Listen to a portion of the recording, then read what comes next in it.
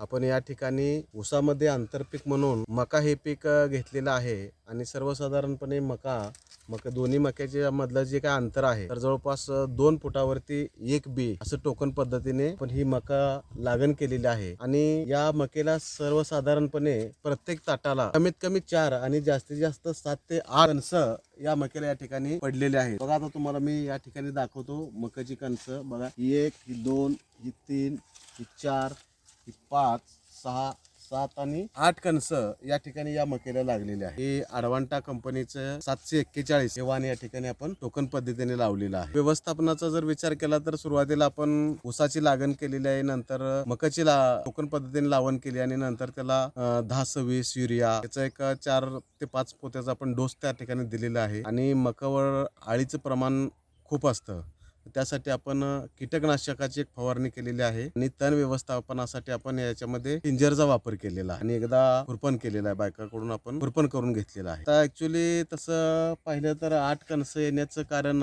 आजपर्यंत आपण मका बऱ्याच वेळा केलेली आहे, पण एवढी कणस आतापर्यंत पहिल्यांदाच या मकेला आलेली आहेत। तर ही जवळपास 1 एकर मका आहे। तसं मका ही आपण जनावरांच्या चाऱ्यासाठीच लावलेली होती, म्हणजे उत्पन्नाच्या हेतूने केलेलीच नाही, परंतु मका चांगल्या पद्धतीने आलेली आहे, त्यामुळे आपण ह्याला आता ते पिकासाठीच ठेवणार आहोत। शेतकऱ्याला एवढंच आता मका करण्याची एक नवीन पद्धत आलेली आहे की 2 बियाणे एका ठिकाणी टोकन करण्याची नवीन एक पद्धत आहे। ती पद्धत आणि ह्या पद्धतीचा जर आपण वापर केला किंवा दोन्ही ताटामध्ये योग्य अंतर, आता ही 4 फुटाची सरी आहे आणि 4 बाय 2 ते 2.5 फुटावर याची लागण केलेली आहे। जर 2 ताटामधलं योग्य अंतर आणि जे काय ह्या मकाला आवश्यक असणारं जे काय वातावरण किंवा वारं वगैरे ह्या गोष्टी आहेत, त्या सगळ्या गोष्टी मेंटेन होण्यासाठी जास्तीत जास्त कमी ताट आणि उत्पादन जास्त असं या पद्धतीने आपण या मक्याची लागवड करणं गरजेचं आहे।